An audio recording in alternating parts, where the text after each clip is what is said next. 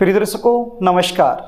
किसी भी बुधवार के दिन किया गया एक छोटा सा उपाय करवा सकता है आपके बच्चों का विवाह। यदि आपके बच्चों की शादी में लगातार देरी चली हुई है, लगातार अड़चनें आ रही हैं, बनती बनती बात भी बिगड़ जा रही हैं, तो ये कार्यक्रम आपके लिए है।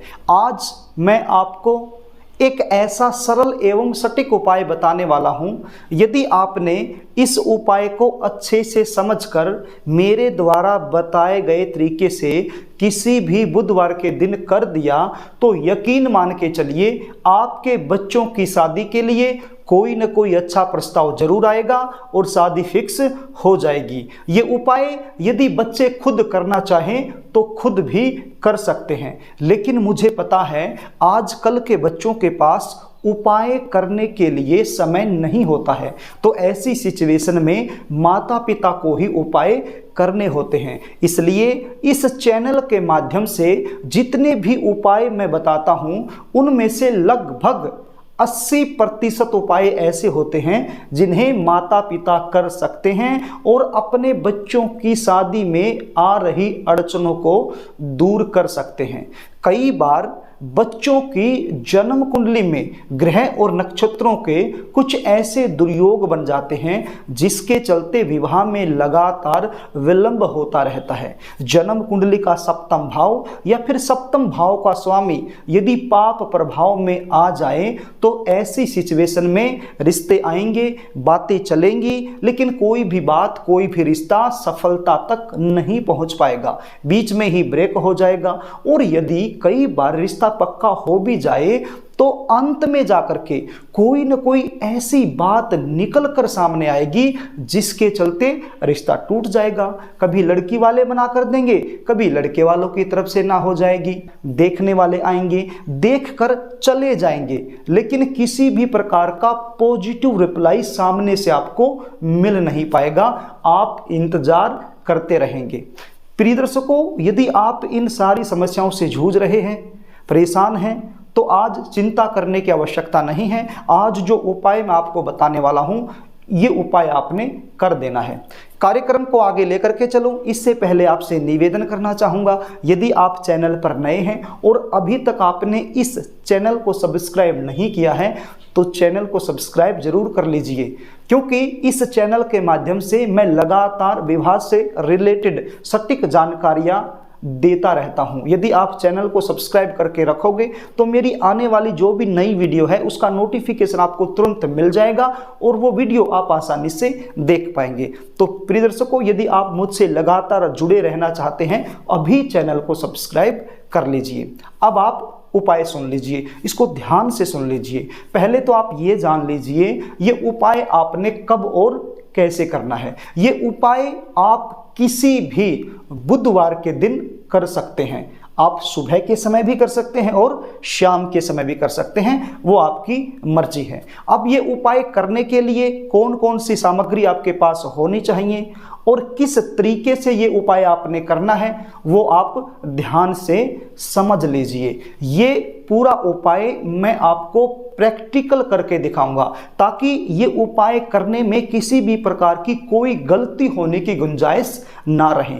तो मैं आपको प्रैक्टिकल करके दिखा रहा हूं, जो भी चीज़ों की आवश्यकता है वो भी सब आपको बताने वाला हूं और किस प्रकार से करना है वो भी आप ध्यान से देख लीजिए। प्रिय दर्शकों, ये उपाय करने के लिए आपके पास एक धागा होना चाहिए। जिस धागे के साथ दर्जी कपड़े सिलता है वही धागा आपके पास होना चाहिए और इस धागे का जो साइज है वो आपके बच्चे की हाइट के बराबर होना चाहिए। यदि आप लड़के के लिए ये उपाय कर रहे हैं तो लड़के की हाइट का होना चाहिए और लड़की के लिए ये उपाय कर रहे हैं तो लड़की की हाइट के बराबर आप एक हरे रंग का धागा ले लीजिए। यदि बच्चे घर में नहीं हैं, कहीं बाहर रहते हैं, तो अक्सर माता पिता को पता ही होता है कि अपने बच्चे की हाइट कितनी होती है, लेकिन कुछ माता पिता ऐसे हैं जिन्हें नहीं पता होता है, तो फिर वो अपने बच्चे को फ़ोन करके पूछ सकता है कि आपकी हाइट कितनी है। तो जितनी भी हाइट है बच्चे की उस हाइट के बराबर का एक हरे रंग का धागा आपने ले लेना है। सपोज कीजिए ये इतनी हाइट आपके बच्चे की, इतना धागा आपने तोड़ लिया।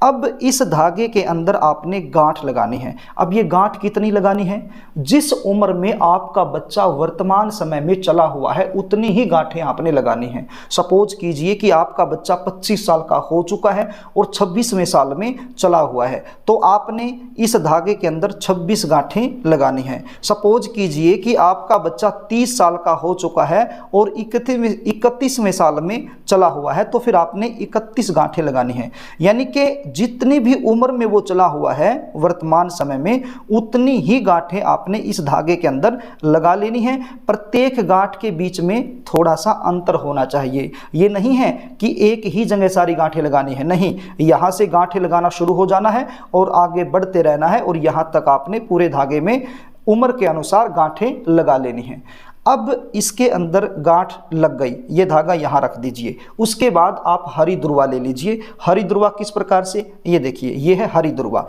इसको थोड़ा सा ध्यान से देख लीजिए प्रिय दर्शकों। मैं ये प्रैक्टिकल करके दिखाने का मेरा एक ही लक्ष्य है ताकि इस उपाय में किसी भी प्रकार की कोई कमी ना रह जाए। मैं चाहता हूँ ये उपाय आपका सफल हो और ये उपाय करने से आपके बच्चों की शादी फिक्स हो जाए। और वो होगी कब? जब आप इस उपाय को अच्छे से करेंगे, बिल्कुल तरीके से करेंगे, विधि विधान से करेंगे, छोटी छोटी बातों को ध्यान में रखकर करेंगे, तब जाकर के आपको सफलता मिलेगी। तो प्रिय दर्शकों, ये देखिए, ये है हरी दूब। अब आपने हरी दुर्वा जो है इस तरीके की लेनी है। इसके अंदर आप देखिए, ध्यान से देख पा रहे होंगे, इसके अंदर कितनी कलियां हैं? 1 2 3 4 5, ये 5 कलियां हैं। आप के आसपास कोई भी पार्क हो सकता है, वहाँ पर हरी घास उगी हुई होगी, तो वहाँ से आप तोड़ लीजिए और तोड़ करके इनको इस प्रकार से बनाइए कि ये 5 पत्तियाँ रह जाएं। आपको दिखाई पड़ रही होंगी, बिल्कुल 5 पत्तियाँ इसके अंदर आप देख लीजिए, 5 पत्तियाँ हैं। ये देखिए, छोटी बड़ी मिलाकर के 5 पत्तियाँ रह जाती हैं इस प्रकार के। अब देखिए, हर किसी में ऐसे ही है। अब ये देखिए, दूसरी उठाइए, इसमें भी यही है, 1 2 3 4 और 5। ये 5 पत्तियाँ इस प्रकार से आपने, प्रत्येक घास के 5 पत्तियाँ होनी चाहिए इस प्रकार से आपने। ये देखिए, इसके अंदर एक ये छोटी छोटी है, बाकी ये बड़ी है। ये इसके अंदर भी 5 हैं, 1 2 3 4 5। तो इस प्रकार से आपने घास लेनी है। तो ये कितनी घास लेनी है आपने? जितनी गांठें आपने धागे के अंदर लगाई हैं उतनी ही घास आपने लेनी है। यानी कि आपका जो बच्चा वर्तमान समय में जिस उम्र में चला हुआ है उतनी ही घास आपने ले लेनी है। प्रत्येक घास के अंदर ये 5 कलियां होनी चाहिए। बस इस चीज़ का विशेष रूप से आपने ध्यान रखना है। ये प्रैक्टिकल करके दिखाने का मेरे यही लक्ष्य था कि आपको मैं ये अच्छे से दिखा सकूं, ताकि आप ये उपाय करने का जो 100% लाभ है वो प्राप्त कर सके। तो इन घास को आपने इकट्ठा करके इस प्रकार से पकड़ लेना है और पकड़ने के बाद इस धागे से इसको बांध देना है। जिस धागे में आपने गांठें लगाई थी, इस प्रकार से पूरा धागा इसके ऊपर आपने लपेट देना है। इस प्रकार से इसको आप लपेट दीजिए, पूरा धागा इसके ऊपर लपेट दीजिए। यदि मैं पूरा प्रैक्टिकल करके दिखाऊंगा तो समय बहुत लंबा हो जाएगा, वीडियो लंबी हो जाएगी, तो फिर देखने में इतना समय आपके पास नहीं होता है, मुझे पता है। तो कुल मिलाकर के आप इसको ऐसे लपेट दीजिए, पूरा धागा इसके ऊपर लपेट दीजिए। देखिए, आपने धागा लिया, अपने बच्चे की हाइट के बराबर का धागा लिया, इसमें आपने गांठें लगाई अपने बच्चे की उम्र के आधार पर। उसके बाद आपने हरी घास ली, प्रत्येक घास के अंदर 5 कलियां आपने ली और आपके बच्चे की जो उम्र है, जितनी आपने धागे में गांठें लगाई हैं उतनी ही आपने घास ली। फिर इसको इस प्रकार से लपेट करके इस प्रकार से आपने इसको बांध दिया। मान लीजिए आपने ये लपेट दिया, ठीक है। आपने पूरा लपेट लेना है, मैं तो इसलिए दिखा रहा हूँ ताकि वीडियो लंबी ना हो जाए। आप समझ गए होंगे, बस आपको समझाना ही मेरा लक्ष्य है। तो इस प्रकार से मान लीजिए ये बन गई, ये हो गई आपकी तैयार। इस प्रकार से आपने ये बनानी है। तो प्रिय दर्शकों, इस प्रकार से आपने हरी दुर्वा तैयार कर लेनी है। और क्या चाहिए? एक शुद्ध देसी घी का दीपक आपके पास होना चाहिए। और क्या चाहिए? 11 रुपए भी आपके पास होने चाहिए। यहां पर आप 11 रुपए भी ले सकते हो, 21 रुपए भी ले सकते हो, 51 रुपए भी ले सकते हो, 101 रुपया भी ले सकते हो, वो आपकी मर्जी है। लेकिन कम से कम 11 रुपए आप अपने पास जरूर ले लीजिए। अब आपके पास 3 चीजें हो गई। एक तो ये हरी दुर्वा जो आपने तैयार की है, दूसरा शुद्ध देसी घी का दीपक और तीसरा 11 रुपए। अब ये तीनों चीजें लेकर के आपने जाना है गणपति जी महाराज के मंदिर में। यदि विशेष रूप से गणपति जी महाराज का मंदिर आपके आसपास नहीं है तो फिर आप किसी भी शिव मंदिर में चले जाइए, क्योंकि हर शिव मंदिर में गणपति जी महाराज की प्रतिमा जरूर होती है। तो गणपति जी महाराज की प्रतिमा के सामने जाकर के बैठ जाइए। यदि गणपति जी महाराज की प्रतिमा ऊंचाई पर है तो फिर प्रतिमा के सामने जाकर आप खड़े हो जाइए। सबसे पहले शुद्ध देसी घी का जो दीपक आप लेकर के गए हैं उसको आप प्रतिमा के सामने रखकर जला दीजिए।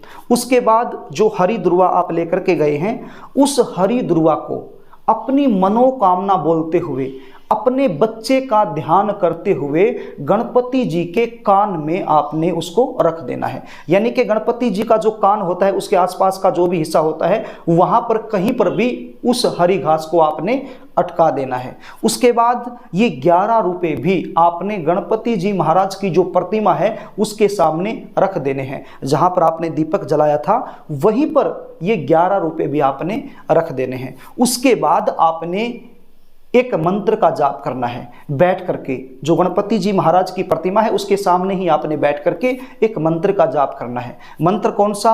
ओम श्री गणेशाय नमः, ओम श्री गणेशाय नमः। इस मंत्र का जाप करना है आपने 108 बार।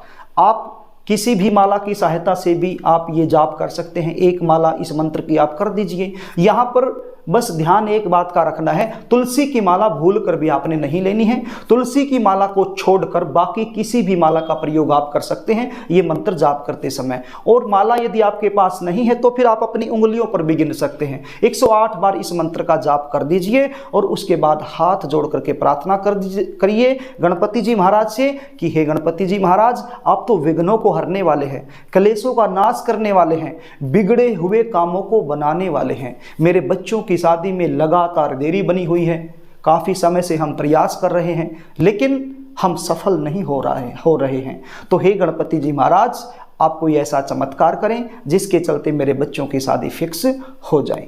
समर्पण भाव से आपकी जो भावना है उसके अंदर भाव होना चाहिए। आपकी जो प्रार्थना है उसके अंदर एक भाव होना चाहिए।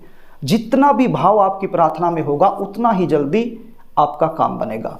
तो प्रिय दर्शकों, आपने देखा होगा विवाह के जब कार्ड हम छपवाते हैं तो उसके ऊपर भी गणपति जी महाराज का फोटो होता है। क्यों होता है? क्योंकि ये विघ्न हरता है।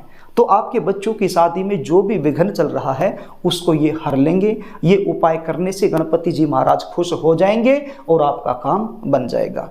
अब ये जो उपाय मैंने बताया है, ये जो मैंने विधि बताई है, इसी विधि से आपने ये उपाय लगातार 3 बुधवार कर देना है। आप देखेंगे 3 बुधवार जब आप ये उपाय करेंगे तो उपाय करते करते ही इस उपाय का रिजल्ट आपको मिल जाएगा।